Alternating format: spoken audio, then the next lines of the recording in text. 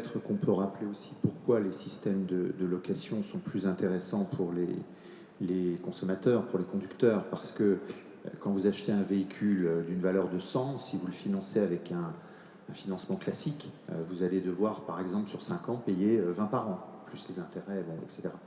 Et si vous le prenez en location longue durée, vous avez une valeur résiduelle au bout de 5 ans, la voiture vaut par exemple 30, et donc vous payez que vos 5 ans sur 70. Donc c'est une réelle baisse des mensualités, ou du coût pour le client, et c'est ce qui permet de financer des véhicules plus onéreux, plus chers, mais du coup peut-être avec des valeurs résiduelles de bonne qualité.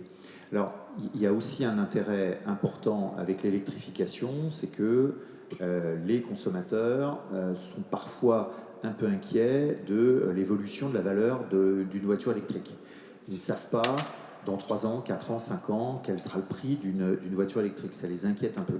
Et donc, ils préféreront la louer en location longue durée plutôt que d'en être les propriétaires.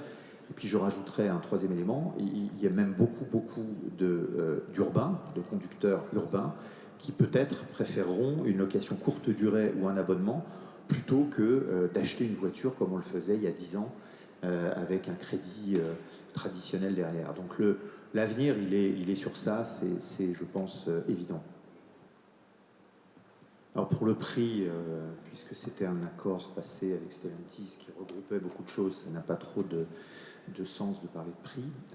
Par contre, pour les objectifs, on les a donnés. C'est 10 milliards d'euros d'encours en 2026. Et pour la partie de Rivalia, 200 000 véhicules à la route en location courte durée et abonnement. Je crois que c'est 2026.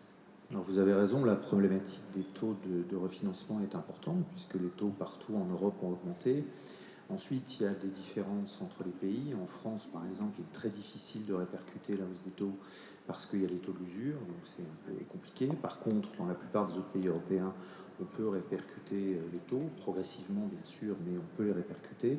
Et sur le marché de l'automobile, et Giacomo complétera, on est sur des modes de financement encore plus ouverts, puisque notamment sur tout ce qui est location longue durée, location avec option d'achat, on est sur des facturations mensuelles qui regroupent aussi des prestations de services. Et donc, l'augmentation des taux, finalement, se gère bien plus facilement sur le marché de l'automobile que sur les autres secteurs du crédit à la consommation. Alors, en plus, c'est traditionnellement un secteur où le risque est très faible. Donc, par rapport aux autres secteurs du crédit à la consommation, on n'a pas le même niveau de risque. Donc, les marges se gèrent plus facilement. Et puis, c'est aussi un secteur où les coefficients d'exploitation, les charges sont généralement très bien maîtrisées. Donc, pour une entreprise comme CSF, pour le Crédit Agricole, faire un mouvement sur l'automobile en ce moment est en plus conjoncturellement très, très intéressant.